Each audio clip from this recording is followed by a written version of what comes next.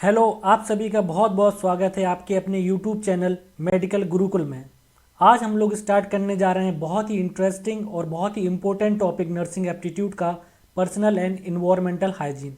आज हम लोग 25 क्वेश्चन जो है पर्सनल एंड इन्वायरमेंटल हाइजीन के सॉल्व करेंगे एंड उसके रेशनल देखेंगे। वन बाय वन करके जो है हम लोग स्टार्ट करते हैं।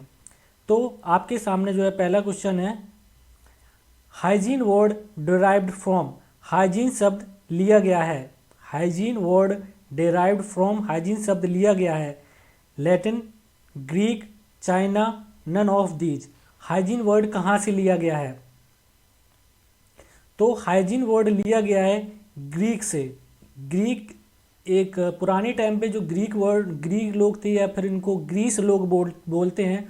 तो उस टाइम पे हाइजीन का बेसिकली मतलब था बॉडी को क्लीन करना, हैंड को क्लीन करना एंड अपने एनवायरनमेंट को क्लीन करना। तो बेसिकली हाइजीन का नॉर्मल मतलब यही रहता था।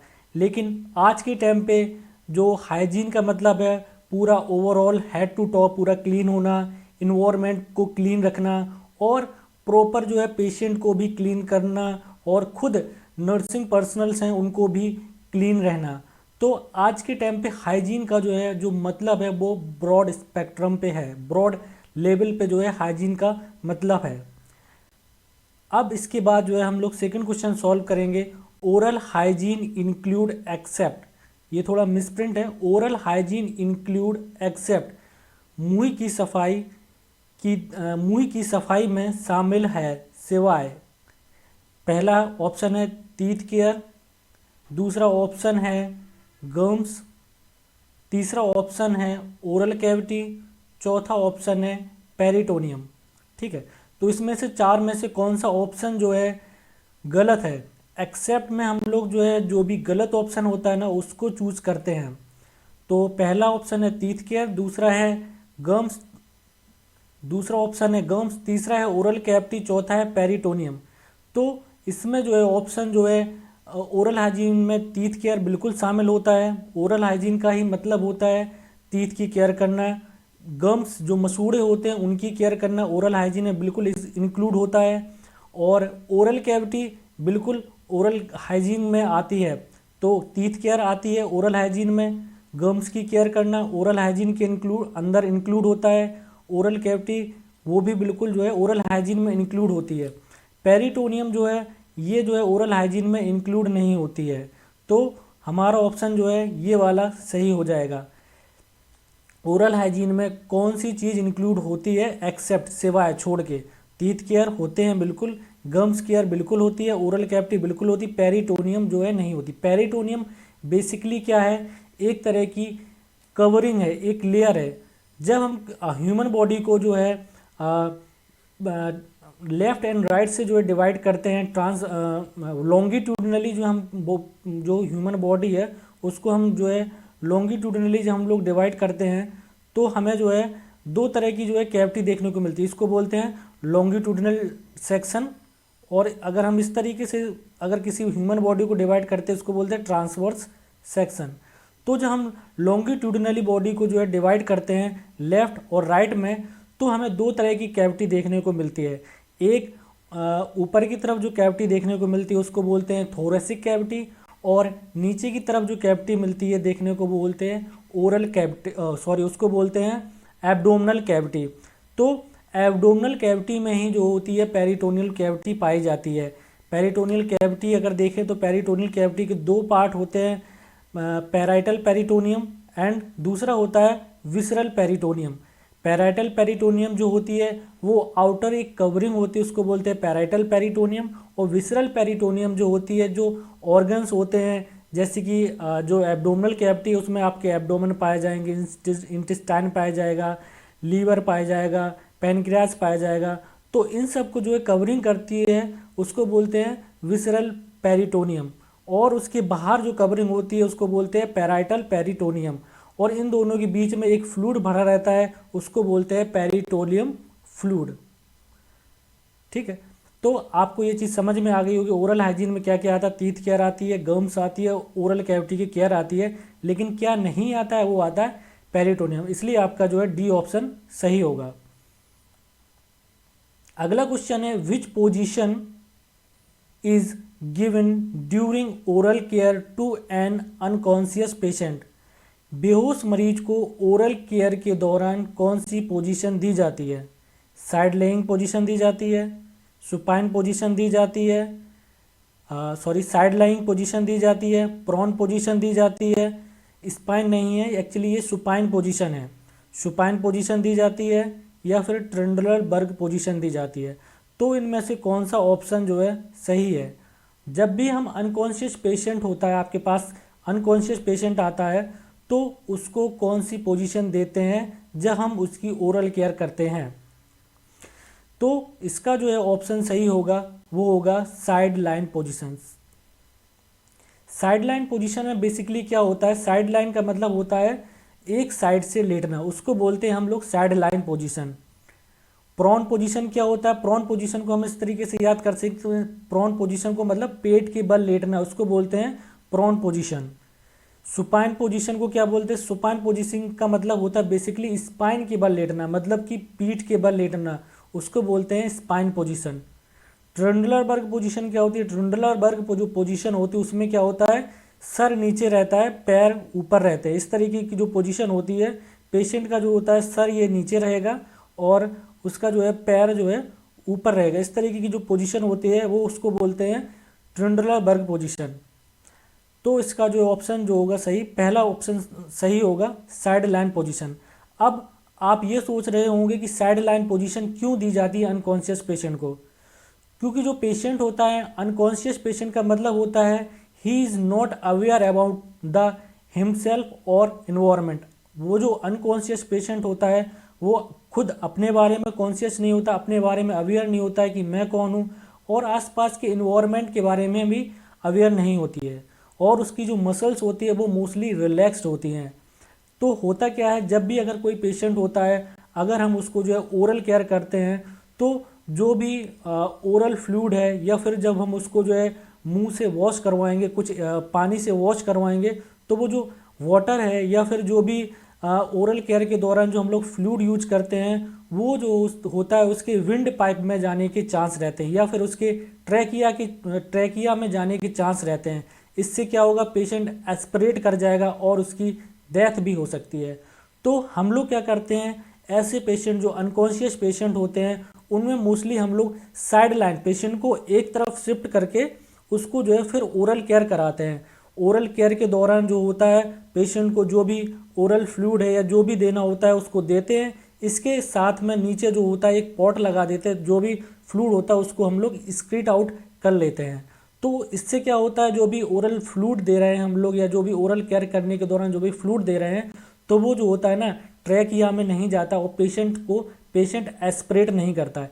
इसलिए साइड लाइन पोजीशन बहुत ज़्यादा ज़रूरी होती है जो भी अनकॉन्शियस पेशेंट हैं उनकी केयर करने के दौरान। दूसरी प्रॉन पोजीशन क्या होती है? प्रॉन पोजीशन बेसिकली जो होती है पीठ के बल लेटना। ये जो पोजीशन होती है मोस्टली आप जब ओटी सेटिंग्स में जाते हैं तो वहाँ पे जो होती है सर्जरी के दौरान यूज की जाती हैं।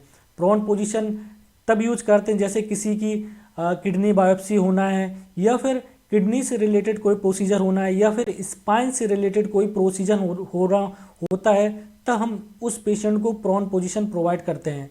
स्पाइन पोजीशन या फिर सुपाइन पोजीशन ऐसे पेशेंट को देते हैं जैसे जिसका हम लोगों को जनरल एग्जामिनेशन देता है। सुपाइन पोजीशन बेसिकली मतलब होता है पेशेंट जो होता है सीधा जो है पीठ के बल जो है लेटा रहता है, उसको बोलते हैं सुपाइन पोजीशन। ये हम तब देते हैं पेशेंट को जब हम किसी पेशेंट का जनरल एग्जामिनेशन करना होता है, हेड टू टॉ एग्जामिनेशन करना होता है, या फिर ऐसा कोई प्रोसीजर करना होता है जैसे कि हार्ट सर्जरी हो गई, लंग्स सर्जरी हो गई, या फिर हम लोगों को होता है एब्डोमिनल सर्जरी करनी होती है, या फिर जनरली या मोस्टली प्रोसीजर में हम लोग सुपाइन पोजीशन का ही यूज करते हैं।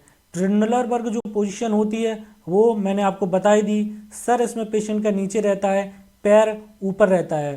तो ये पोजीशन हम लोग तब यूज करते हैं जैसे किसी पेशेंट का रेक्टल एग्जामिनेशन करना है, ठीक है, या फिर कोई भी जो है लोअर पार्ट की जो है सर्जरी करनी है, तब हम ऐसे पेशेंट को ट्रेंडलरबर्ग पोजीशन देते हैं।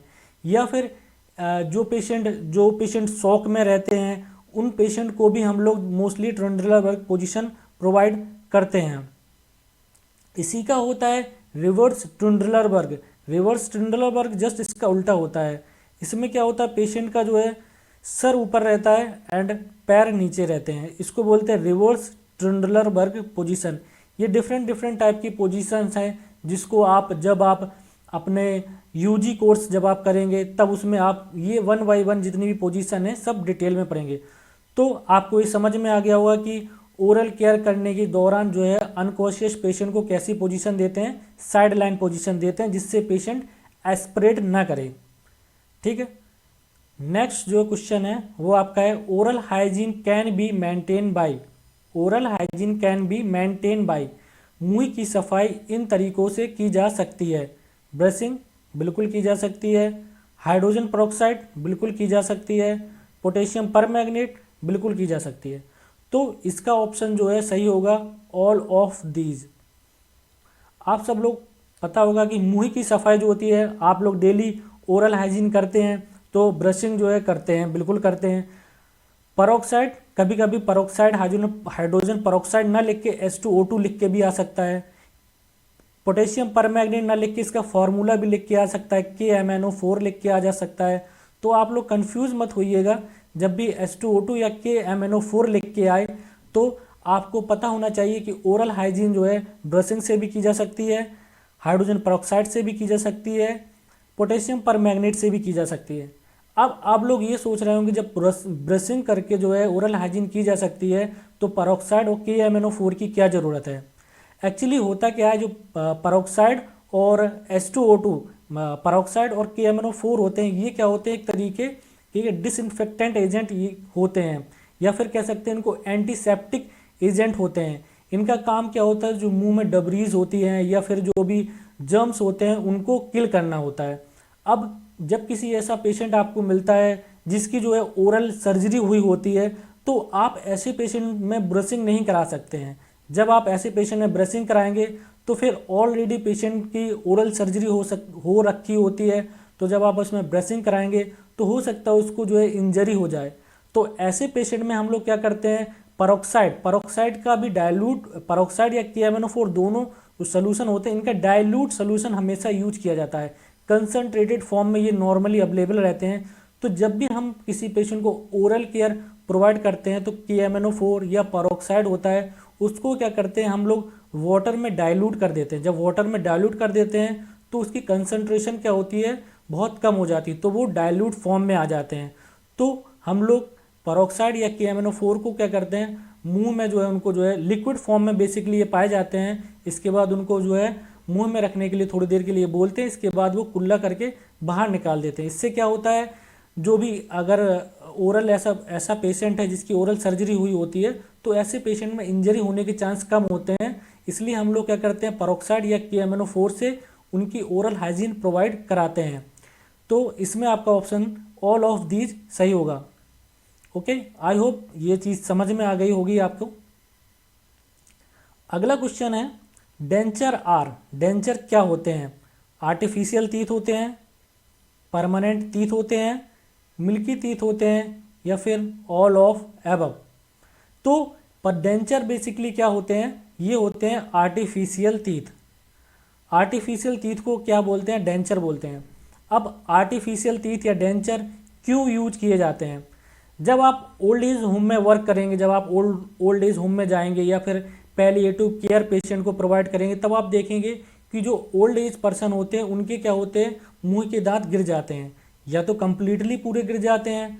तो ऐसे पेशेंट में हम लोग क्या करते हैं, जो परमानेंट या फिर कंप्लीट डेंचर यूज करते हैं। और कुछ पेशेंट ऐसे होते हैं जिनके आधे दांत गिर जाते हैं और आधे दांत नहीं गिरते या आधे दांत लगे रहते हैं, तो इसमें हम लोग यूज करते हैं पार्शियल डेंचर। आप लोगों ने देखा होगा एक पूरा जो है आर्टिफिशियल जबड़ा टाइप का आता है, तो उसको ही बोलते हैं हम लोग डेंचर बोलते हैं। ठीक है, तो वो उसका काम क्या होता है, जो ओल्ड एज पर्सन होते हैं जिनके पूरे सारे के दांत गिर जाते हैं तो उनके लिए हम लोग आर्टिफिशियल टीथ यूज करते हैं। आर्टिफिशियल टीथ यूज करते हैं, उसका काम क्या होता है, जो ओल्ड एज पर्सन रहते हैं उनको जो भी फ्लूइड दिया जाता है या जो भी खाना दिया जाता है तो उसको चबाने के लिए ये आर्टिफिशियल टीथ का यूज किया जाता है। प्रॉपर बोलने के लिए आर्टिफिशियल टीथ का यूज किया जाता है। और एक जो माउथ की शेप है उसको भी मेंटेन रखने के लिए हम लोग क्या करते हैं, आर्टिफिशियल टीथ का यूज करते हैं।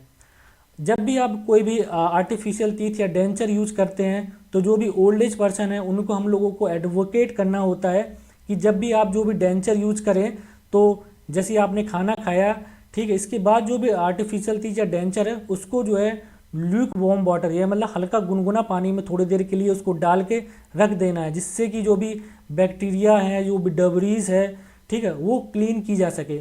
और रात में सोने से पहले जो भी आर्टिफिशियल टीथ है उसमें हल्की सी ब्रशिंग करके उसको एक रख देते हैं, ताकि जो है उसमें बैक्टीरिया है, जर्म्स है, उसमें डेवलप ना हो पाए।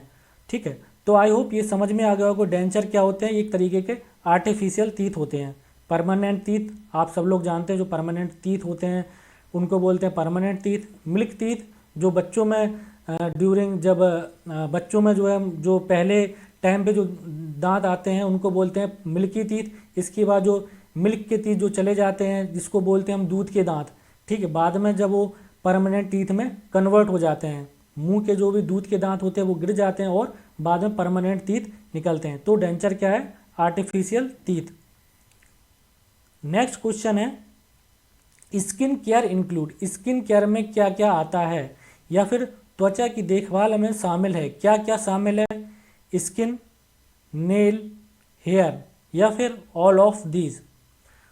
तो स्किन केयर में बेसिकली इंक्लूड है, सारी तीनों चीज़ें आ जाती हैं। इसका ऑप्शन डी सही होगा, ऑल ऑफ दीज। मतलब कि स्किन केयर में बेसिकली कॉमन सेंस की बात, स्किन की केयर तो आएगी ही, नेल केयर भी इंक्लूड होता है और हेयर केयर भी इंक्लूड होता है। ठीक है, तो जब भी आप डर्मेटोलॉजिस्ट के पास जाते हैं, ठीक है, तो उसमें बेसिकली डर्मेटोलॉजिस्ट के पास जाते हैं तो उसमें कौन कौन सी चीज़ें आती हैं? स्किन की केयर आती है, नेल केयर आती है और हेयर केयर आती है। मतलब डर्मेटोलॉजिस्ट जो बेसिकली देखता है स्किन, नेल और हेयर, तीनों चीज़ें इसमें इंक्लूड रहती हैं। तो इसमें आप कंफ्यूज मत रहिएगा कि जब भी आपसे बोला जाए स्किन केयर आए तो स्किन ही अकेला टिक करके मत आइएगा। जो स्किन केयर होती है, स्किन केयर बेसिकली स्किन की भी केयर की जाती है, इसमें नेल की भी केयर की जाती है और हेयर की भी केयर की जाती है। तो इसका जो ऑप्शन सही रहेगा वो रहेगा ऑल ऑफ दीज, करेक्ट रहेगा, डी ऑप्शन बिल्कुल सही होगा। नेक्स्ट जो क्वेश्चन है वो है which of the following bath is given to decrease pain and inflammation in the perineal area. Perineal area में दर्द और सूजन को कम करने के लिए निम्नलिखित में से कौन सा स्नान दिया जाता है? Corn starch bath, oatmeal bath, cool water bath, sitz bath. तो इसमें से कौन सा ऑप्शन सही है? तो इसमें से ऑप्शन जो सही है वो है सिट्स बाथ। सबसे पहले आपको कुछ चीज़ें समझनी होगी, ठीक है। ये है, सबसे पहले तो आपको ये पता होना चाहिए पेरिनियल एरिया क्या होता है, ठीक है। जो जेनाइटल एरिया होता है उसी को बोलते हैं पेरिनियल एरिया। जो एनल एरिया के आसपास का जो रीजन होता है उसको क्या बोलते हैं? Perineal area. ठीक है, पहली चीज़ कंफर्म हो गई। और ये क्या, इन्फ्लामेशन क्या होती है? जब बॉडी में कहीं पर भी रेडनेस, स्वेलिंग, पेन स्टार्ट होता है, इन सब के कॉम्बिनेशन को क्या बोलते हैं हम लोग? इन्फ्लामेशन।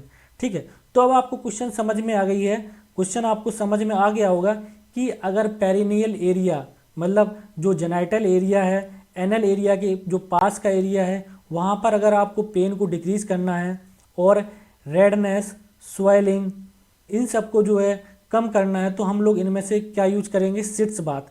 ठीक है, वन बाय वन करके हम लोग समझते हैं। सबसे पहले कॉर्न स्टार्च बाथ क्या होती है? कॉर्न स्टार्च बाथ क्या होता है? कॉर्न पाउडर होता है, आपने मक्के का पाउडर सुना होगा, ठीक है। तो जो मक्के का जो पाउडर होता है ना, उसको क्या करते हैं हम 1 से 2 चम्मच जो है नॉर्मल एक बाल्टी में जो है हम लोग उसको डाल देते हैं। इसके बाद जो भी पेशेंट रहते हैं उनको जो है बाथ प्रोवाइड करते हैं। अब कॉर्न स्टार्च बाथ का यूज क्यों किया जाता है? जैसे कोई पेशेंट होता है उसको एक्जिमा हो रखा होता है, या फिर स्किन में एलर्जी हो रखी होती है, या फिर ऐसे पेशेंट जिनको रैसेस, बॉडी रैसेस हो रखे होते हैं, तो ऐसे पेशेंट के लिए हम लोग कॉर्न स्टार्च बाथ का यूज करते हैं। दूसरी बात जो है वो क्या है? ओट मील बाथ। ओट मील बाथ भी कॉर्न स्टार्च बाथ की तरह होता है, लेकिन इसमें कॉर्न स्टार्च पाउडर यूज होता है। ओट मील बाथ में ओट मील का आटा यूज किया जाता है। तो वो भी वही सेम प्रोसेस है।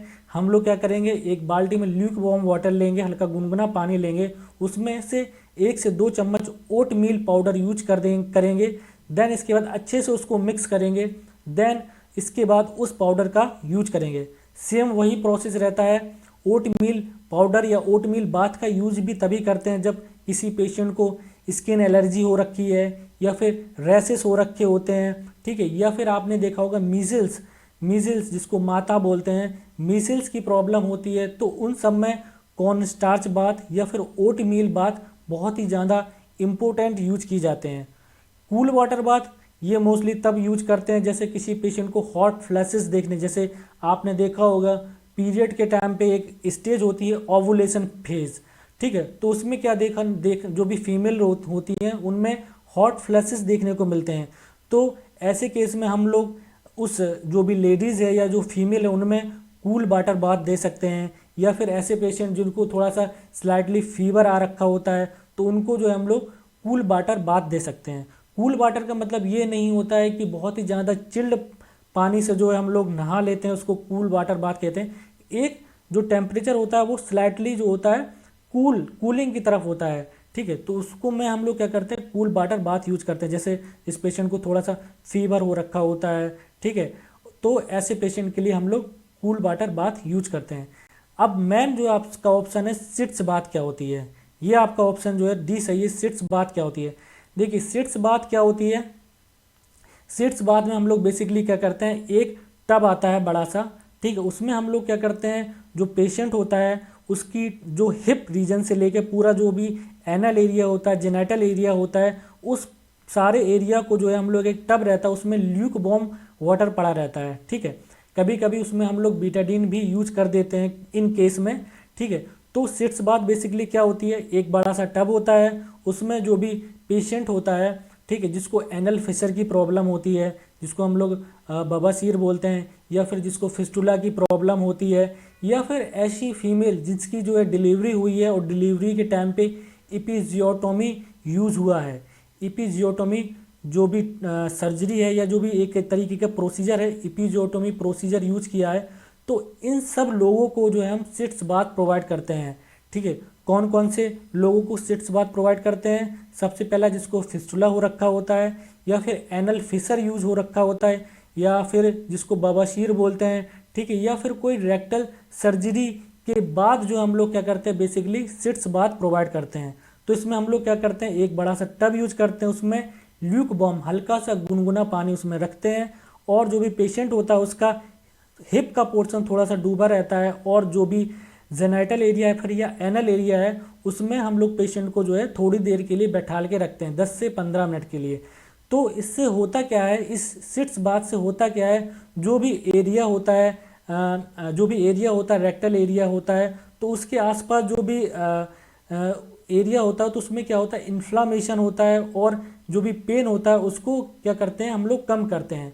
तो सिट्स बाथ का बेसिकली मतलब यही होता है। इसमें हम लोग क्या करते हैं जो भी उस एरिया में, क्योंकि आप लोगों ने देखा होगा कि जो भी फिस्टुला वाले पेशेंट होते हैं या फिर जो एनल फिशर वाले पेशेंट होते हैं, तो उनमें क्या होती है बेसिकली जो भी मरीज होते हैं वो आपके पास कंप्लेंट और इन्फ्लामेशन और पेन की कंप्लेंट लेके आते हैं। तो जो सिट्स बाथ होता है इससे क्या होता है, जो भी पेन होता है और इन्फ्लामेशन होता है उससे राहत थोड़ी बहुत मिल जाती है। तो इसका ऑप्शन जो है सही होगा सिट्स बाथ। नेक्स्ट क्वेश्चन की तरफ हम लोग चलते हैं। क्वेश्चन क्या है, general instruction for bed bath. Bed bath के लिए जनरल इंस्ट्रक्शन क्या होता है, बेड बाथ के लिए सामान्य निर्देश क्या होते हैं।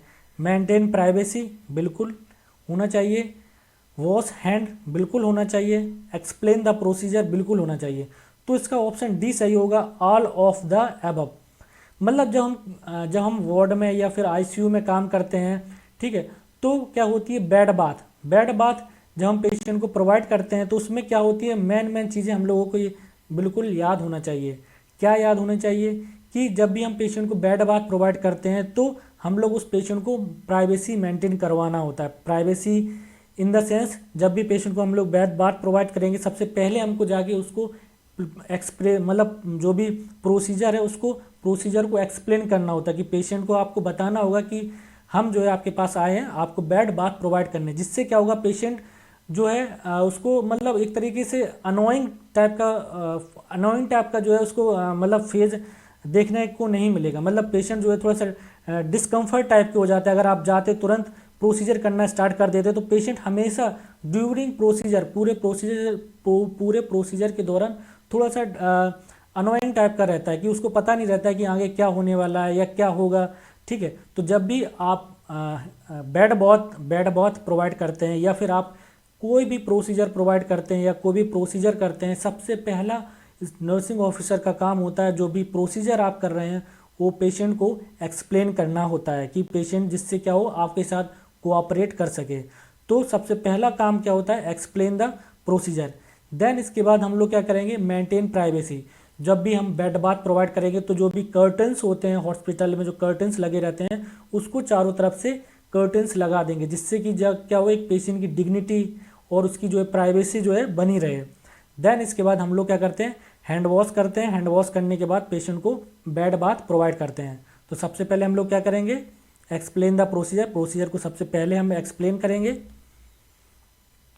देन इसके बाद हम लोग क्या करेंगे, मेंटेन प्राइवेसी मेंटेन करेंगे। देन इसके बाद हम लोग हैंड वॉश यूज करके और बेड बाथ करेंगे। बेड बाथ का मतलब ये नहीं होता है कि आप पेशेंट के पास जाएंगे और पूरा बाल्टी भर पानी लेके उसको डाल देंगे। नो, बेड बाथ बेसिकली क्या होता है, एक तरीके की जो होता है पेशेंट को टैपिंग करना। मतलब पेशेंट को जो है होता है एक स्पंज होता है, स्पंज में जो है पानी को सोख लेते हैं। इसके बाद बेसिकली क्या करते हैं, नॉर्मली जो है पेशेंट को जो है हल्के से जो है बात करते देते हैं। तो उसको बेसिकली बेड बाथ बोलते हैं। पेशेंट बेड पे लेटा रहता है और हम लोग क्या करते हैं, स्पंज बाथ तरीके के बात करते हैं कि उसमें उस स्पंज को डिप करते हैं। देन इसके बाद जो है स्लाइटली जो है उसको जो है बेड बाथ प्रोवाइड कर देते हैं। ठीक है, और बेड बाथ देते समय एक चीज़ का आपको याद रखना बहुत ज़्यादा ज़रूरी है कि जो भी आप वाटर यूज़ कर रहे हैं वो बहुत ज़्यादा कोल्ड ना हो, बहुत ज़्यादा ठंडा ना हो, ठीक है, या फिर बहुत ज़्यादा गर्म ना हो, वो एक नॉर्मल टेम्परेचर पे होना चाहिए, नहीं तो पेशेंट को बाद में प्रॉब्लम हो सकती है। ठीक है, आई होप ये चीज़ ये समझ में आ गया। तो ऑप्शन डी जो है इसका सही आंसर है। इसके बाद अगला क्वेश्चन है वो है पेडिक्लोसिस क्या होती है। पेडिक्लोसिस क्या होता है, वो pediculosis is an infection of, pediculosis is an infection of, pediculosis किसका संक्रमण है, फ्लाइज का, लीज का, एक्चुअली एल ए नहीं है एल आई है, LIC लीज का जिसको जुए बोलते हैं, रोडेंट का, या फिर ऑल ऑफ दीज। फ्लाइज मतलब मक्खी, लीज मतलब जुए जो सर में हो जाते हैं, जुए या जू बोलते हैं। रोडेंट मतलब जो चूहे, जिसको चूहे बोलते हैं, तो रोडेंट या फिर ऑल ऑफ दिस। तो पेडिक्लोसिस किसका इन्फेक्शन होता है, तो इसका ऑप्शन बी लीज, या फिर जो इसको लीज बोलते हैं। ठीक है, जुए का जो इन्फेक्शन को क्या बोलते हैं, लीज या फिर लाइस बोलते हैं कुछ लोग। ठीक है, तो pediculosis is the infection of lice. ठीक है, अब पहला जो ऑप्शन है फ्लाइज, फ्लाइज मतलब मक्खी के द्वारा क्या होता है जो भी, तो मक्खी के द्वारा आपने देखा होगा कि बहुत सारे इन्फेक्शन देखने को मिलते हैं। टाइफाइड हो गया, ठीक है, जिसको हैजा बोलते हैं। रोडेंट के थ्रू क्या, रोडेंट के थ्रू जो है देखने को मिलता है प्लेग देखने को मिलता है। फ्लाइज के थ्रू क्या होता है, टाइफाइड हो गया, कॉलेरा देखने को मिलता है। एंड रोडेंट के थ्रू क्या देखने को मिलता है, प्लेग। ठीक है, तो ये चीज़ समझ में आ गई होगी। Pediculosis is the infection of lice, जुए का जो इन्फेक्शन होता है वो होते हैं लीज। नेक्स्ट क्वेश्चन देखते हैं हम लोग, वो है care of I of N unconscious patient. अगर आपके पास कोई एक अनकॉन्शियस पेशेंट आता है, ठीक है, तो उसकी केयर ऑफ आइज कैसे प्रोवाइड करोगे। इनर टू आउटर कैंथस, इसको बोलते हैं, ये आउटर लिखा हुआ है, ये बेसिकली क्या है, आउटर लिखा हुआ है, outer to inner canthus, lower to upper part of the eyes, upper to lower part of the eyes. ठीक है, जब भी आप किसी अनकॉन्शियस पेशेंट की केयर करते हैं, अनकॉन्शियस पेशेंट की आई केयर करते हैं, तो उसमें से कौन सा ऑप्शन सही रहेगा। Inner to outer canthus move करते हैं, या फिर outer to inner canthus move करते हैं, या फिर lower to upper part of the eyes move करते हैं, या फिर upper to lower part of the eyes move करते हैं। तो इसमें से कौन सा ऑप्शन सही होगा। देखिए, ये जैसे कि एक ह्यूमन आइज है, तो इस वाले पार्ट को हम लोग क्या बोलते हैं, इनर कैंथस। वो इस वाले पार्ट को क्या हम बोलते हैं, आउटर कैंथस। ठीक है, तो हम लोग जो इसका ऑप्शन रहेगा, ए ऑप्शन इसका सही होगा, inner canthus to outer canthus. ठीक है, तो जब भी हम कोई एक अनकॉन्शियस पेशेंट होता है, तो अनकॉन्शियस पेशेंट जैसे कि मैंने आपको बता रखा है, अनकॉन्शियस पेशेंट ऐसा पेशेंट होता है जिसकी क्या होती है, जैसे हम लोग कोमा वाले पेशेंट होते हैं उनको अनकॉन्शियस पेशेंट बोल सकते हैं। ठीक है, तो वो क्या होते हैं, unconscious patient properly bed ridden बने रहते हैं। ठीक है, कंटिन्यू उसके उनके बेड रिडन रहते हैं, उनकी बॉडी का कोई भी पार्ट जो होता है उनका मूव नहीं करता, ना ही वो अपना हैंड मूव कर सकते हैं, ना ही वो अपना पैर मूव कर सकते हैं। तो होता क्या है, जब पेशेंट कंटिन्यू बेड रिडन बना रहता है, तो ऐसे पेशेंट में क्या होता है, उनकी जो आइज़ रहती है ना, जो उनकी आइज़ रहती है वो कम्प्लीटली क्लोज नहीं हो पाती हैं। तो जब कम्प्लीटली क्लोज नहीं रहती हैं तो फिर उनकी जो आइज़ का जो एरिया रहता है ना, वो क्या होता है, ड्राइज हो जाता है। जब भी आँखों का जो आँख जो होगी उनकी ड्राई हो जाएंगी, तो फिर वहाँ पे रेडनेस, स्वेलिंग, इन्फ्लामेशन देखने को मिल सकता है। तो जब भी आपको कोई ऐसा पेशेंट मिले जो अनकॉन्शियस पेशेंट है, अपनी खुद से प्रॉपर जो है खुद से काम नहीं कर पा रहा, खुद से जो है आंखें ब्लिंक तक नहीं कर पा रहा, या फिर ब्लिंक कर भी रहा तो उसकी प्रॉपर आइज कंप्लीटली क्लोज नहीं हो पाती, तो ऐसे पेशेंट में हम लोग क्या करते हैं, ऐसे पेशेंट में केयर प्रोवाइड करना होता है। तो केयर प्रोवाइड जब भी हम लोग करते हैं तो हम लोग क्या करते हैं, इनर टू आउटर कैंथस की तरफ मूव करते हैं। होता क्या है, जब पेशेंट पूरा जो होता है उसकी आईलिड होती है, जब कंप्लीटली क्लोज नहीं हो पाती है तो आंखों में जो होता है ड्राइज, उसकी आंखें क्या होती हैं, ड्राई हो जाती हैं। तो हम लोग क्या करते हैं, एक कॉटन या फिर जो होता है एक गॉज पीस लेते हैं, उसको क्या करते हैं, नॉर्मल सलाइन रहता है उससे डिप करते हैं। तो जब वो हल्का सा जो भी गॉज पीस होता है वो हल्का सा जो है गीला हो जाता है, तो हम लोग क्या करते हैं, आँख के इस वाले एरिया से, इनर कैंथस से आउटर कैंथस की तरफ जो होता है उसका मूव करते हैं। जिससे क्या होता है, जो भी मतलब जो भी बैक्टीरिया रहेंगे या जो भी वायरस रहेंगे, ठीक है, वो जो भी रहेंगे वो इनर एरिया से आउटर एरिया की तरफ मूव हो जाएंगे, और उसकी आइज़ जो भी है वो भी ड्राई हो, मतलब जो भी वेट है, मतलब आइज़ नॉर्मली ड्राई रहेंगी जब वो अपनी आइज़ ब्लिंक नहीं कर पाएगा। तो जब हम लोग गीला कॉटन या गीला गॉज पीस यूज करते हैं तो उसकी आइज़ हैं वो भी मतलब नॉर्मली वेट हो जाएंगी, और रेडनेस स्वेलिंग में थोड़ा सा उसको आराम मिलेगा। अब आप लोग सोच रहे होंगे कि इनर कैंथस से आउटर कैंथस की तरफ ही क्यों मूव करते हैं, आउटर कैंथस से इनर कैंथस की तरफ क्यों मूव नहीं करते हैं। तो उसका बेसिकली रीज़न ये है कि जो इनर कैंथस होता है, ये वाला एरिया होता है, यहाँ पे पाई जाती है अश्रु ग्रंथि, या फिर जिसको बोलते हैं लैक्राइमल ग्लैंड बोलते हैं, और उसी में लैक्राइमल ग्लैंड से जुड़ी रहती है लैक्राइमल डक्ट। तो और जो लैक्राइमल डक्ट होती है, यहीं से क्या होते हैं, जो भी हमारे आंसू होते हैं वो निकलते हैं, और जो भी सीवम होता है वो भी जो है इधर से ही निकलता है। तो अगर हम जो आउटर कैंथस से इनर कैंथस की तरफ मूव करेंगे तो होगा क्या, जो भी बैक्टीरिया, वायरस, जर्म्स हैं वो सबको आप जो है इस वाले जो भी डक्ट है, इस वाली जो डक्ट होती है, अश्रु ग्रंथि की जो भी डक्ट होती है, वहाँ पे जाके आप इकट्ठा कर देंगे। इससे क्या होगी, जो लैक्राइमल डक्ट है वो ब्लॉकेज हो जाएगी, फिर बाद में आपको क्या होगा, इन्फ्लामेशन देखने को मिलेगा। इसलिए हमेशा जब भी आप ऐसे पेशेंट की जब भी केयर कर रहे होते हैं, जो भी अनकॉन्शियस पेशेंट है उसकी आई केयर कर रहे होते हैं, तो हमेशा उसकी जो भी हम लोग मूव करते हैं, जो भी गॉज पीस होता है, जो गीला कॉटन यूज करते हैं हम लोग, हमेशा इनर कैंथस से आउटर कैंथस की तरफ मूव करते हैं। जो भी सीवम प्रोडक्ट रहेगा या फिर जो भी मतलब पेशेंट के आंसू आ रहे होंगे या कुछ भी कोई भी प्रोडक्ट रहेगा, वो सब जो है बाहर की तरफ जो है निकल जाएगा। इसलिए हम लोग जो है हमेशा इनर कैंथस से आउटर कैंथस की तरफ मूव करते हैं। ठीक है, आई होप ये चीज़ आपको समझ में आ गई होगी। नेक्स्ट हम लोग टॉपिक देखते हैं, नेक्स्ट हम लोग क्वेश्चन देखते हैं, what is the first intervention before any procedure of the procedure to the patient. What is the first intervention before any procedure to the patient. किसी भी प्रोसीजर करने से पहले पहला कदम क्या होना चाहिए, किसी भी प्रोसीजर से पहले मरीज के लिए पहला कदम क्या होना चाहिए। ठीक है, तो इसमें पहला ऑप्शन है ग्लविंग होना चाहिए, या फिर हैंड वॉशिंग होना चाहिए, या फिर मास्क होना चाहिए, या फिर D all of the above.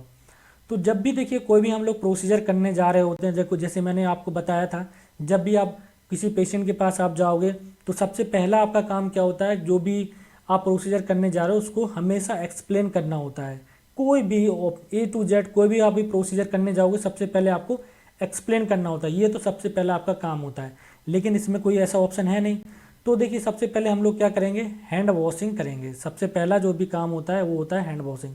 देखिए होता क्या है, जब भी आप अपनी ड्यूटी आर पे जाते हैं तो सबसे पहला जो भी काम होता है, जो भी नर्सिंग ऑफिसर का काम होता है, वो होता है हैंड वॉशिंग।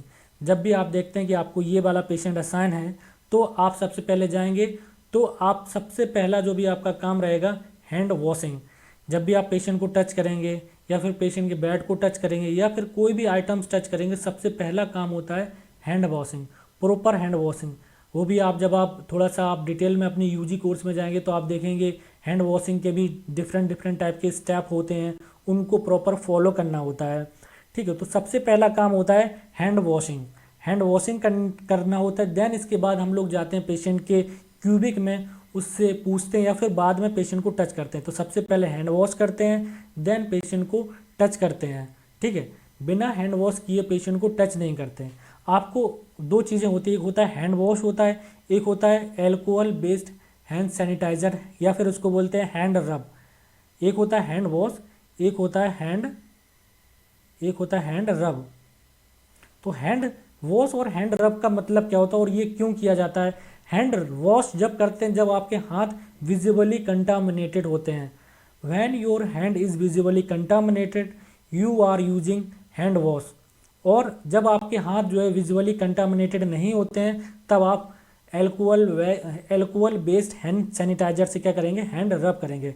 देखिए बेसिकली मतलब क्या होता है, जब भी आप पेशेंट के पास जा रहे हैं या फिर पेशेंट का ब्लड सैंपल ले रहे हैं या फिर कोई भी प्रोसीजर कर रहे हैं, तो आपके हाथ में अगर कोई ब्लड प्रोडक्ट लग जाता है या फिर कोई भी आपको हाथ में जो है सीरम लग जाता है, कुछ भी लग जाता है, तो आपके हाथ क्या हो गए, विजिबली कंटामिनेटेड हो गए। मतलब आपको आंखों से दिख रहा है कि आपके हाथ में ब्लड प्रोडक्ट या कोई भी प्रोडक्ट जो है आपके हाथ में लगा हुआ है।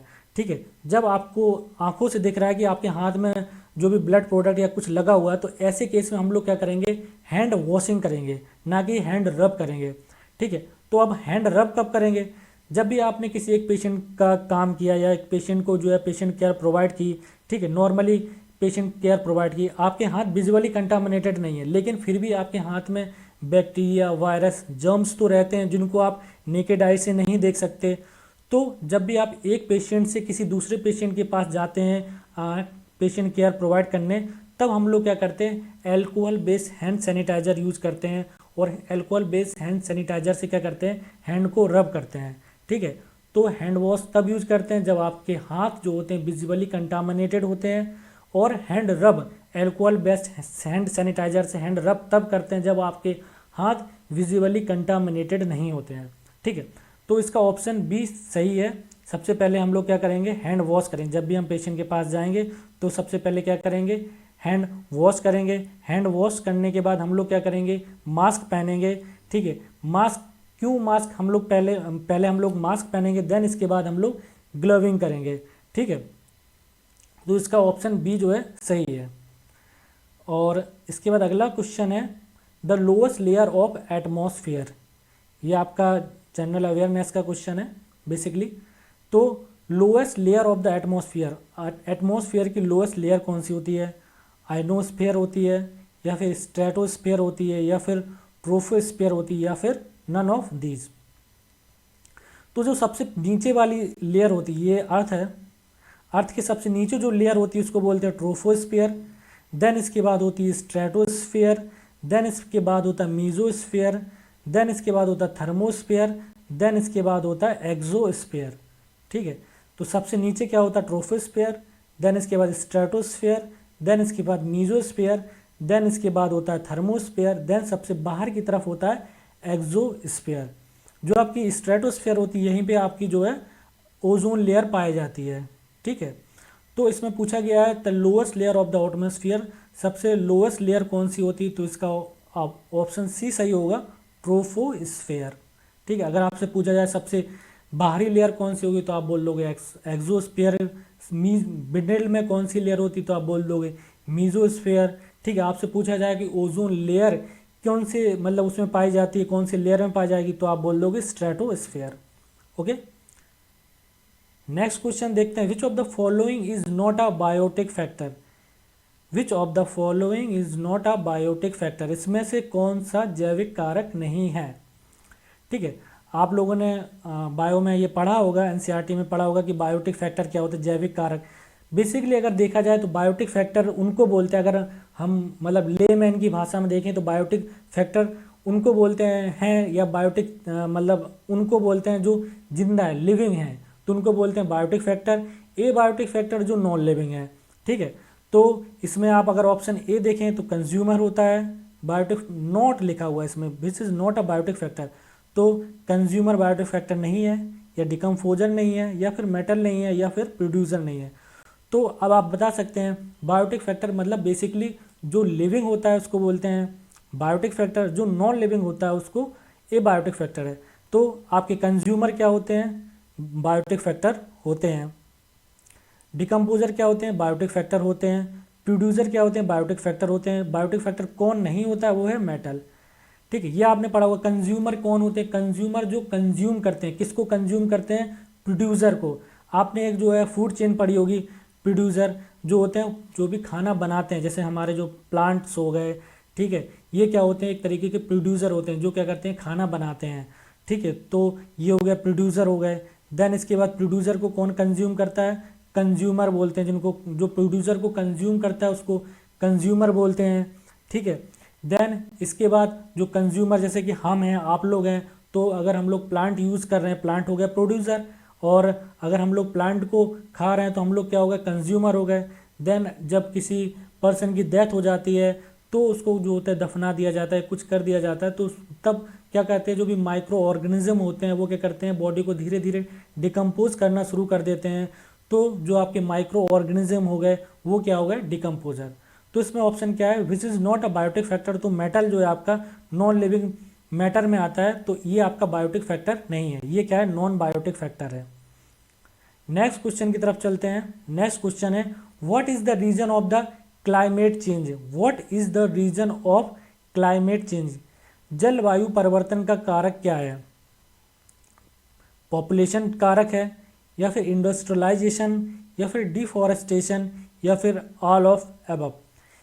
ये आप देख सकते हैं क्लाइमेट चेंज किस किन वजह से हो सकता है। देखिए, सबसे पहले जब पॉपुलेशन बढ़ती है, ह्यूमन की पॉपुलेशन बढ़ती है, तो ओबियसली सी बात है कि वो क्लाइमेट पे इफेक्ट डालती है, हमारे जलवायु पे इफेक्ट डालती है। जैसे जैसे लोगों की जनसंख्या बढ़ेगी, ठीक है, तो वो बहुत सारी चीज़ें कंज्यूम करते हैं। तो फिर आप आसपास देखते हुए कि जैसे जनसंख्या बढ़ती है तो उसी हिसाब से जो है लोग बाग मतलब वेस्ट मटेरियल यूज, मतलब जो भी वेस्ट मटेरियल होता है, जो भी पॉपुलेशन का वेस्ट मटेरियल है वो सारा यूज होता है। वो सारा वेस्ट मटेरियल आप जो है जो भी नदी है, नाले, वहाँ पे डाल देते हैं। हम लोग जो भी सामान यूज करते हैं तो वो कचरा जो है वो भी जो एक तरीके का वेस्ट मटेरियल है। ये सारी चीज़ें क्या करती, एक तरीके से जलवायु पे इफ़ेक्ट डालती हैं। इसी तरीके से दूसरा जो ऑप्शन है इंडस्ट्रियलाइजेशन। इंडस्ट्रियलाइजेशन, जब कोई इंडस्ट्री होती है तो उसका जो भी वेस्ट मटेरियल होता है, जैसे कि, तो वो सीधा जो है आप क्या करते हैं, वो सीधा जो है आप जो भी नदी या नाले रहता है उस सब में सीधा डाल देते हैं। इससे क्या होता है, आपका वाटर पॉल्यूशन होता है। जो भी इंडस्ट्रियलाइजेशन होती है उसमें बहुत सारी हार्मफुल गैसेस निकलती हैं। तो जो भी हार्मफुल गैसेस रहती हैं उसमें क्या होता है कि जो है कभी कभी हिपा फिल्टर या कोई फ़िल्टर यूज़ नहीं करते, तो जो जैसी वहाँ पे जो होती हैं गैसेस निकलती है वो सीधी इन्वायरमेंट में निकाल देते, तो उससे हम लोगों का एयर पोल्यूशन देखने को मिलता है और नॉइज़ पोल्यूशन भी देखने को मिलता है, बहुत ज़्यादा शोर। ठीक है, air pollution, water pollution industrialisation से देखने को मिलता है। ठीक है, डिफॉरेस्टेशन। ठीक है, डिफॉरेस्टेशन कैसे जो है क्लाइमेट चेंज को, क्लाइमेट जलवायु को कैसे परिवर्तित कर रहा है। तो डिफॉरेस्टेशन से क्या होती है, आप जितने भी पेड़ हैं जब वो सारे काट देंगे तो भी मतलब उनका जो एक साइकिल है वो चेंज हो जाएगा, जिससे क्या होगा, क्लाइमेट चेंज देखने को मिलेगा। तो इसका ऑप्शन डी जो है सही है, all of the above. Population भी जो है एक रिस्पॉन्सिबल है, पॉपुलेशन भी एक जिम्मेदार है क्लाइमेट चेंज को लेके।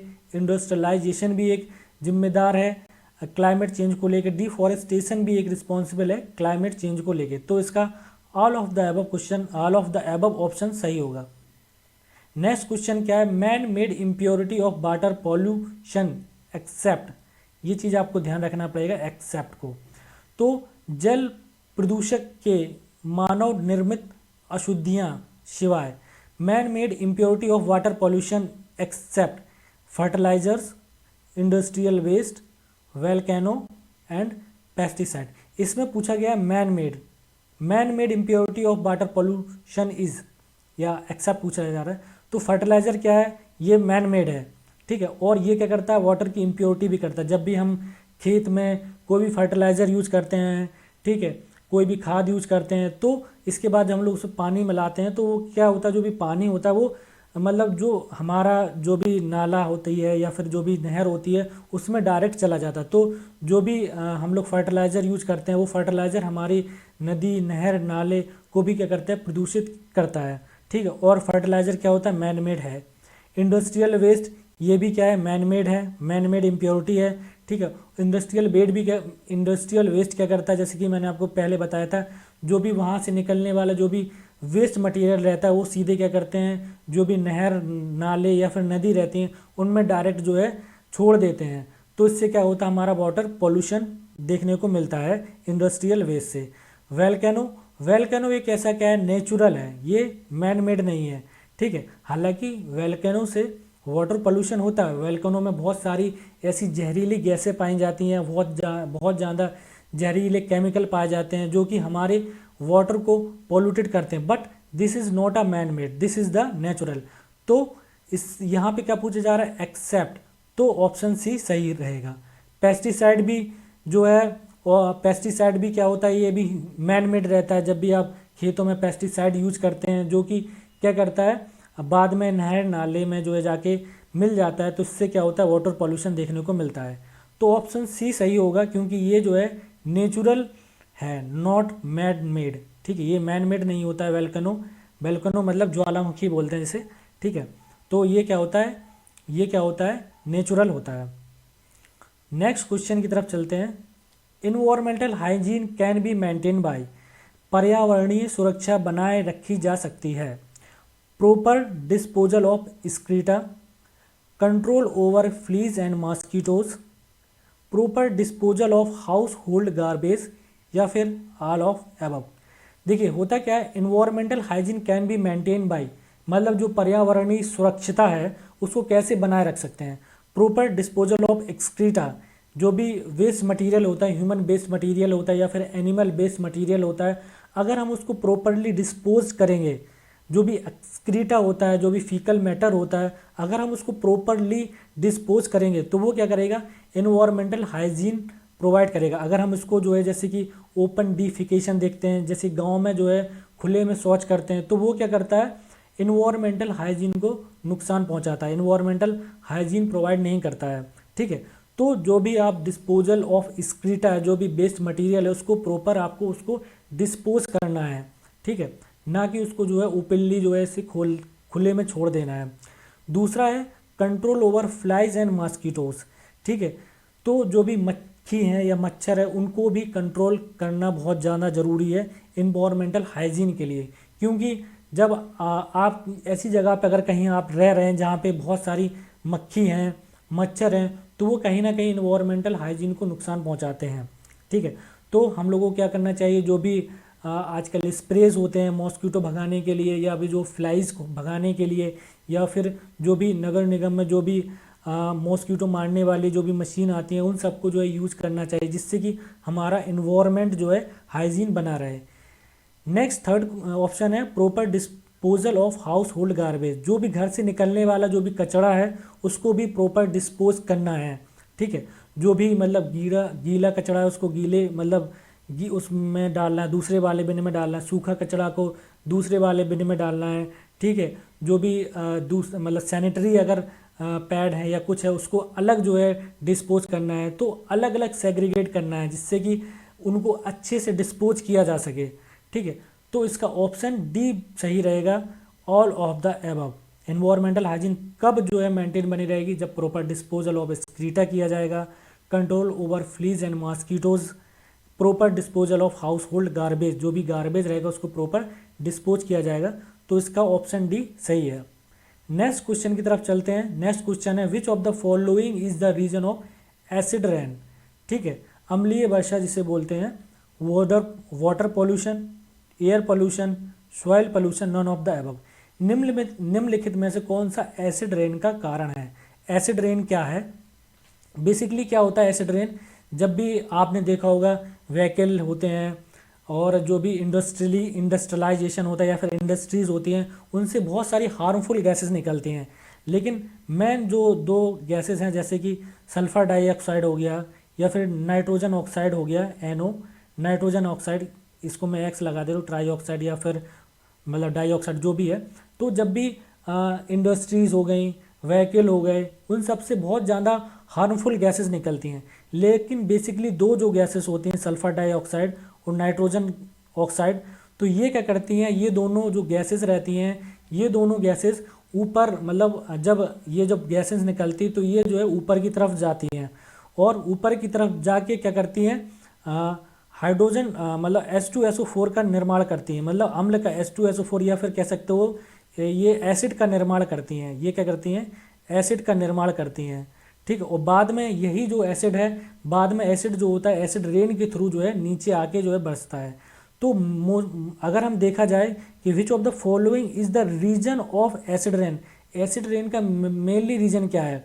वाटर पोल्यूशन नहीं है, एयर पोल्यूशन, बिल्कुल एयर पोल्यूशन, जैसे कि मैंने आपको बताया जो भी व्हीकल हैं, जो भी इंडस्ट्रीज़ हैं, उससे हार्मफुल गैसेस निकलती हैं, mainly sulphur dioxide, nitrogen oxide, ये क्या है? एयर पोल्यूटेंट है या फिर एयर पोल्यूशन के ही द्वारा जो है ये गैसेस निकलती हैं, जो क्या करती हैं, बाद में ऊपर जाती हैं और वहाँ पे एसिड रेन का फॉर्मेशन करती है।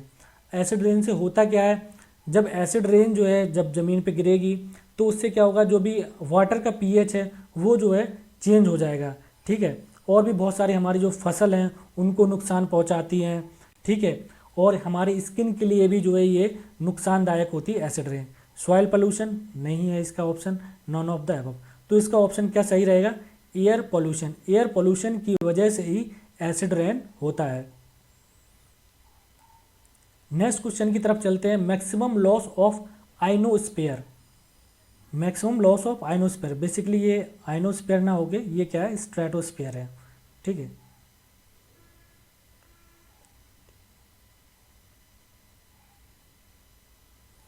ये क्या है? बेसिकली स्ट्रेटोस्फीयर है। तो maximum loss of stratosphere is due to carbon dioxide, methane, chlorofluorocarbon, nitrogen oxide. तो जैसे कि मैंने आपको बताया स्ट्रेटोस्फीयर में क्या पाई जाती है? ओजोन की लेयर पाई जाती है। आपने पता है ओजोन की लेयर पाई जाती है स्ट्रेटोस्फीयर में। तो होता क्या है? Maximum loss of stratosphere, stratosphere का मैक्सिमम लॉस क्यों हो रहा है? कार्बन डाइऑक्साइड के थ्रू हो रहा है, या फिर मीथेन के थ्रू हो रहा है, या फिर क्लोरोफ्लोरोकार्बन के थ्रू हो रहा है, या फिर नाइट्रोजन ऑक्साइड के थ्रू हो रहा है। तो इसका ऑप्शन सी, क्लोरोफ्लोरोकार्बन, इसका ऑप्शन सी सही होगा। क्यों सही होगा? क्योंकि देखिए जो क्लोरोफ्लोरोकार्बन होती है, CFC जिसे बोलते हैं क्लोरोफ्लोरोकार्बन, कभी कभी ऐसा भी लिख के आ जाता है क्लोरोफ्लोरोकार्बन या फिर CFC। तो होता क्या है, जो भी हमारे रेफ्रिजरेटर होते हैं, ठीक है, तो वहाँ से क्या होती है? क्लोरोफ्लोरोकार्बन, जो रेफ्रिजरेटर हो गए या फिर जो भी ACs हो गई, तो वहाँ से क्या होती है? एक जो गैस निकलती है जिसको बोलते हैं क्लोरोफ्लोरोकार्बन। ये क्या करती है? क्लोरोफ्लोरोकार्बन होती है, ये बाद में जो होती है हमारे एटमॉस्फेयर में जाती है और वहाँ पे ऊपर जब ये जाती है बाद में क्लोरोफ्लोरोकार्बन जो ये गैस है, जब ये ऊपर जाती है तो ऊपर क्या होती है? UV रेज होती है, अल्ट्रा वायलेट रेज होती हैं। तो ये क्लोरोफ्लोरोकार्बन क्या होती है? अल्ट्रा वायलेट रेज से कनेक्ट करती है और देन इसके बाद क्या करती है? क्लोरीन का निर्माण करती है। और ये जो क्लोरीन होती है, ये सबसे बड़ा दुश्मन होता है ओजोन लेयर का। तो ये क्लोरीन क्या होती है? जो भी ओजोन लेयर पाई जाती है स्ट्रेटोस्फीयर में, वो क्या करती है? डिप्लीशन करती है, ओजोन लेयर को डैमेज करती है। तो जब ओजोन लेयर जो ऊपर जो ओजोन लेयर बनी हुई है, तो ये क्या करेगी? क्लोरीन जो है उसको डिप्लीट कर देगी, उसको जो है मतलब उसकी दुश्मन होती है, उसको डिप्लीट कर देती है, मतलब उसको डैमेज कर देती है। तो फिर ऊपर से आने वाली जो भी UV रेज हैं वो अर्थ तक डायरेक्ट जो है आएंगी। तो जब UV रेज डायरेक्ट अर्थ तक आएंगी तो ये ह्यूमन बॉडी को भी नुकसान पहुंचाएगा। ह्यूमन बॉडी में बहुत सारी चीज़ें देखने को मिलेगी, जैसे कि एक्जिमा है, रैशेस देखने को मिलेगा, बहुत सारी बीमारी, प्लांट में भी बहुत सारे जो है डैमेज देखने को मिलता है, कैटरेक्ट्स देखने को मिलता है ह्यूमन में, ठीक है। ह्यूमन कैटरेक्ट्स मतलब आइज़ की प्रॉब्लम देखने को मिलती है अगर अल्ट्रा वायलेट रेज जो है ह्यूमन पे पड़े, ठीक है। तो बहुत सारी प्रॉब्लम देखने को मिलती हैं, इसलिए क्या लिखा हुआ मैक्सिमम लॉस ऑफ स्ट्रेटोस्फेयर किस वजह से होता है, क्लोरोफ्लोरोकार्बन की वजह से होता है। नेक्स्ट क्वेश्चन की तरफ चलते हैं। What is the reason of water pollution, जल प्रदूषक का कारण क्या है, pesticide, excreta, industrial waste, all of the above. मैंने पहले भी आपको समझा दिया कि वाटर पोल्यूशन किसकी वजह से होता है, पेस्टिसाइड की वजह से बिल्कुल होता है। एक्सक्रीटा जो भी मल मूत्र होता है, ठीक, उसकी वजह से भी जो है वाटर पोल्यूशन होता है।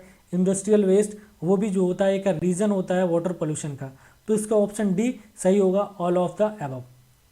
नेक्स्ट क्वेश्चन की तरफ चलते हैं। All disease are transmitted due to water contaminated except, all disease are transmitted due to water contamination except, छोड़ के पानी के दूषित होने से सभी बीमारी फैलती हैं सिवाय पोलियो, कॉलेरा या फिर हेपेटाइटिस बी या फिर हेपेटाइटिस ए। तो इसका ऑप्शन सी सही होगा, हेपेटाइटिस बी एक ऐसी बीमारी है जो वाटर कंटामिनेशन से नहीं फैलती। बाकी आपकी जो पोलियो है ये वाटर कंटामिनेशन से फैलती है। कॉलेरा जो है ये भी वाटर कंटामिनेशन से फैलता है।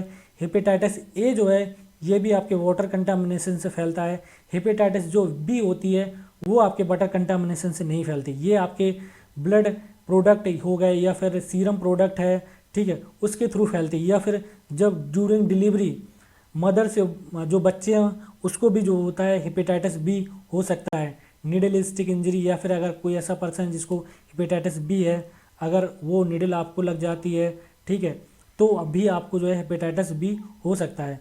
तो हेपेटाइटिस बी कैसे फैलता है, ब्लड एंड ब्लड प्रोडक्ट के थ्रू जो है फैलता है।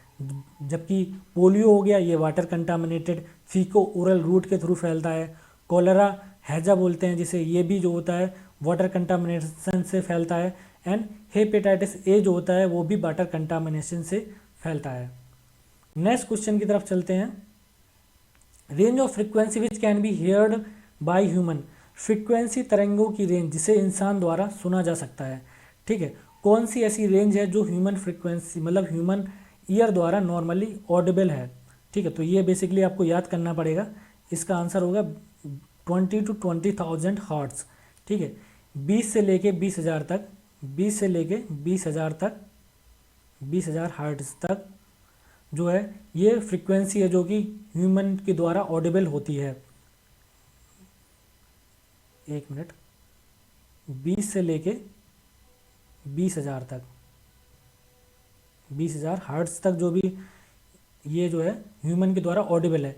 अब 20 हर्ट्ज से जो भी कम फ्रीक्वेंसी होती है उसको क्या बोलते हैं, इंफ्रासोनिक या फिर इंफ्रासाउंड बोलते हैं। जो भी 20 हर्ट्ज से जो भी कम वाली जो है फ्रीक्वेंसी होती है उसको क्या बोलते हैं, इंफ्रासोनिक। और 20,000 या 20,000 से ऊपर जो भी फ्रीक्वेंसी होती है उसको क्या बोलते हैं, अल्ट्रासोनिक, ठीक है। 20 से कम वाली जो है फ्रीक्वेंसी को क्या बोलते हैं, इंफ्रासोनिक, और 20,000 के ऊपर वाली जो फ्रीक्वेंसी उसको क्या बोलते हैं, अल्ट्रासाउंड या फिर अल्ट्रासोनिक, ठीक है। नेक्स्ट क्वेश्चन की तरफ चलते हैं। All problem can be seen due to noise pollution except, शोर प्रदूषण के कारण सभी समस्या हो सकती हैं सिवाय स्ट्रेस, इंसोम्निया, डीफनेस, ओसीडी मतलब होता है ऑब्सेसिव कंपल्सिव डिसऑर्डर, ठीक है।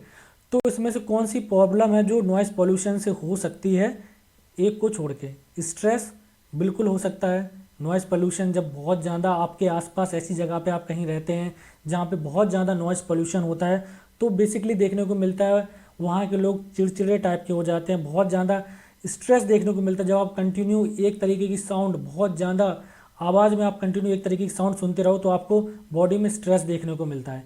इंसोम्निया जिसको बोलते हैं नींद ना आना, ठीक है, ये भी बहुत सारे लोगों को देखने को मिलता है। जब कंटिन्यू आप बहुत ज़्यादा साउंड, एक ही तरीके की साउंड बहुत ज़्यादा आवाज़ में सुनते हो तो आपको इंसोम्निया या नींद ना आना, अनिद्रा बोलते हैं, वो देखने को मिलता है। डीफनेस मतलब बहरापन बोलते हैं, ठीक है। जब आप मतलब ईयरफोन लगाते हो कंटिन्यू आप अगर उसको हाई रेंज में सुनेंगे या फिर हाई वॉल्यूम में सुनेंगे या फिर आपके आसपास कोई भी मतलब ऐसी जगह पे आप रहते हैं जहाँ पे बहुत ज़्यादा साउंड शोरगुल रहता है तो आपके मतलब बहरापन भी हो सकता है। ठीक है, तो इसका ऑप्शन डी सही रहेगा कि ओसीडी जो होती है ये जो होती है नॉइज़ पोल्यूशन से नहीं होती। बाकी स्ट्रेस आपको देखने को मिलता है, इंसोम्निया देखने को मिलता है, डीफनेस देखने को मिलता है। ओसीडी बेसिकली क्या होता है, ये एक तरीके का ऑब्सेसिव कंपल्सिव डिसऑर्डर जिसको ओसीडी बोलते हैं, ऑब्सेसिव कंपल्सिव डिसऑर्डर होता है। इसका बेसिकली मतलब जब आप मेंटल हेल्थ पढ़ेंगे, जब आप बीएससी नर्सिंग या जीएनएम करेंगे, तो जब आप मेंटल हेल्थ नर्सिंग एक बुक होती है, ये एक सब्जेक्ट होता है, तो उसमें आप ये सारी डिसीज़ पढ़ेंगे। ये एक तरीके की बीमारी होती है। इसमें क्या होता है, जो भी पेशेंट होता है उसको कोई एक काम जो होता है बार बार करने की आदत होती है। जैसे होता क्या है कि उसको ऐसा लगता है कि मेरी बॉडी क्लीन नहीं है तो बार बार नहाएगा, या फिर उसको ऐसा लगता है कि मेरे हाथ साफ नहीं है तो बार बार रिपीटिटिव एक ही एक्ट को बार बार रिपीटिटिव करता रहता है, तो वो बार बार कंटिन्यू हाथ धुलता रहेगा। या फिर कभी कभी क्या होता है, उसको जब वो लॉक बंद करके जाता है, ठीक है, बार बार उसके दिमाग में चलता है लॉक खुला रहेगा तो बार बार आएगा वो चेक करेगा। ठीक है, अगर ये सारी चीज़ें नॉर्मल नॉर्मल रेंज में रहेंगी तो ठीक है, ये आप देखते हो कि नॉर्मल ह्यूमन बीइंग में भी देखने को मिलता है कि उसको लगता है हाँ मतलब हाथ गंदे है तो बार बार हैंड वॉश करता है। लेकिन जब ये उस रेंज में पहुंच जाती है जब आप नॉर्मल जो आपका वर्क होता है वो ना कर पाएँ, आप कंटिन्यू जैसे कि हैंड वॉश है तो आप पूरे दिन भर आप इतना हैंड वॉश करेंगे कि आपके हाथ में मतलब रैसेस पड़ जाएंगे। ठीक है, या फिर आप बार बार लॉक चेक कर रहे हैं, तो आप ऐसी अगर आपको कहीं जाना है और आप बार बार लॉक चेक कर रहे हैं, इतना ज़्यादा आप देख रहे हैं कि दरवाजा कहीं खुला तो नहीं रह गया, ठीक है, तो आप इतना ज़्यादा लॉक चेक कर रहे हैं कि आप जहाँ जाना है वहाँ नहीं जा पा रहे हैं। तो ये एक एक्सट्रीम कंडीशन होती है जहाँ पे ऑब्सेसिव कंपल्सिव डिसऑर्डर देखने को मिलता है। किसी भी एक काम को बार बार करना, तो ये क्या होता है, ओसीडी। ठीक है, ये आई होप ये समझ में आ गया, इसका ऑप्शन डी सही है। नेक्स्ट क्वेश्चन देखते हैं 24। द रेंज ऑफ अल्ट्रासोनिक, ये मैंने आपको बता ही दिया है अल्ट्रासोनिक। ठीक, अल्ट्रासोनिक वेव कौन सी होती है, अगर 20,000 के अबव जो रेंज होती है इसको बोलते हैं अल्ट्रासोनिक रेंज, या फिर अल्ट्रासाउंड वाली जो रेंज होती है वो 20,000 हर्ट्ज के ऊपर वाली जो रेंज होती है वो अल्ट्रासोनिक रेंज होती है। नेक्स्ट क्वेश्चन है water purification can be done, water purification कैसे किया जा सकता है, क्लोरीन के थ्रू किया जाता है, बॉइलिंग के थ्रू किया जाता है, फिर एलम के थ्रू किया जाता है, या फिर ऑल ऑफ द एबव। ठीक है, तो इसका ऑप्शन डी सही है, all of the above. Water purification कैसे किया जाता है, देखिए क्लोरीन क्या होता है, क्लोरीन क्या होता है, एक तरीके का डिसइंफेक्टेंट एजेंट की तरह काम करता है। जब भी आपने देखा होगा बड़ी बड़ी जो टंकी रहती हैं या फिर उसमें क्या होता है, हम लोग क्लोरीन का यूज करते हैं। क्लोरीन क्या करता है, उसमें जो भी जर्म्स होते हैं या फिर जो भी बैक्टीरिया होते हैं या वायरस होते हैं उनको मार देता है, लेकिन उसका अमाउंट बहुत ज़्यादा ज़रूरी होता है। अगर आप क्लोरीन को जो भी वाटर है उसमें ज़्यादा डाल देंगे तो उसमें क्या होती है, एक टेस्ट, वाटर का जो भी टेस्ट होता है वो बदल जाता है। तो क्लोरीन किस तरीके से वाटर प्यूरिफाई करता है, वो क्या करता है, डिसइंफेक्टेंट की तरह यूज करता है, डिसइंफेक्टेंट की तरह यूज करता है और वाटर में जो भी इम्प्योरिटी होती है, बैक्टीरिया वायरस होते हैं उनको किल कर देता है। बॉइलिंग कैसे काम करता है, बॉइलिंग मेथड आप देखते होगे जो नॉर्मली आप घर में यूज करते हो, मतलब बॉइलिंग जो भी जैसे गंदा पानी रहता है उसको बॉयल करते हो तो वाटर क्या होता है, प्यूरिफाई हो जाता है। उसके बाद नॉर्मली ठंडा करके उसको आप पी लेते हैं। एलम क्या होता है, एलम क्या होता है, इसको बोलते हैं फिटकरी। ठीक है, एलम क्या होता है, फिटकरी बोलते हैं इसको हिंदी में, ये लिखा भी हुआ है। तो फिटकरी क्या होता है, फिटकरी जो बेसिकली क्या होता है, ये एक तरीके का क्या होता है, जो भी इम्प्योरिटी होती है उसको सेटल कर देता है। इसको कोगुलेंट, जो एलम होता है ना, कोगुलेंट की तरह यूज करता है। जब भी आप कोई वाटर बॉडीज़ होती है उसमें जब आप एलम डालते हैं, फिटकरी का यूज करते हैं, तो ये क्या करती है, जो भी इम्प्योरिटीज़ होती है उसके साथ मिक्स कर जाता है, मिक्स करके जो तली होता है उसमें बैठ जाता है, तो उसको इसलिए कोगुलेंट बोलते हैं। कोगुलेंट मतलब जमीन जो भी पानी की जो भी तली है उसमें जाके बैठ जाता है। ठीक है, और जो भी पानी होता है उसको हम लोग अलग कर लेते हैं या फिर उसको छान लेते हैं, देन इसके बाद हम लोग उबाल के उसको यूज कर लेते हैं। तो क्लोरीन कैसे काम करता है, एक तरीके डिसइंफेक्टेंट की तरह काम करता है, और जो एलम होता है या जो फिटकरी होता है वो कोगुलेंट की तरह काम करता है। तो इसके ऑप्शन डी सही रहेगा। ये जो तीनों मेथड है वाटर प्यूरिफिकेशन के लिए यूज किए जाते हैं। नेक्स्ट जो क्वेश्चन है वो qualities of a good house. ठीक है, एक अच्छे घर की क्या क्या क्वालिटीज़ होना चाहिए, प्रॉपर वेंटिलेशन होना चाहिए, बिल्कुल होना चाहिए, प्रॉपर लाइटिंग होना चाहिए, बिल्कुल होना चाहिए, accreditation from local governing body. ठीक है, एक्रीडिएशन मतलब होता है मान्यता। जो भी लोकल गवर्नमेंट बॉडीज़ है, जैसे आपके यहाँ, अगर आपके यहाँ लखनऊ में जैसे कि एलडीए है, या फिर आप अगर देखें आपके यहाँ जो भी नगर निगम है या फिर नगर पालिका है, ठीक है, जो भी लोकल बॉडी है उससे मान्यता प्राप्त होना चाहिए, बिल्कुल होना चाहिए। प्रॉपर लाइटिंग होना चाहिए। ठीक है, जो भी आप घर में रह रहे हो प्रॉपर सन लाइट जरूर होना चाहिए। जब भी आप कोई एक घर ले रहे हो या फिर एक घर बना रहे हो तो उसमें प्रॉपर लाइटिंग जरूर होना चाहिए। जो भी सन लाइट है वो पूरे जो है घर में ज़रूर आना चाहिए। ठीक है, प्रॉपर वेंटिलेशन भी बहुत ज़्यादा ज़रूरी होता है कि जब भी आप घर बना रहे हो तो जो भी दरवाज़ा है उसके अपोजिट साइड में खिड़की ज़रूर रखें, जिससे क्या हो, प्रॉपर वेंटिलेशन बना रहे। ठीक है, तो ये सारे जो है आज के क्वेश्चन थे, 25 क्वेश्चन। आई होप आप सब लोगों को समझ में आ गए होंगे। जो भी क्वेश्चन आपको समझ में नहीं आया होगा तो वो आप कमेंट बॉक्स में बता सकते हैं। ठीक है, फिर मिलते हैं नेक्स्ट वीडियो में। Thank you so much.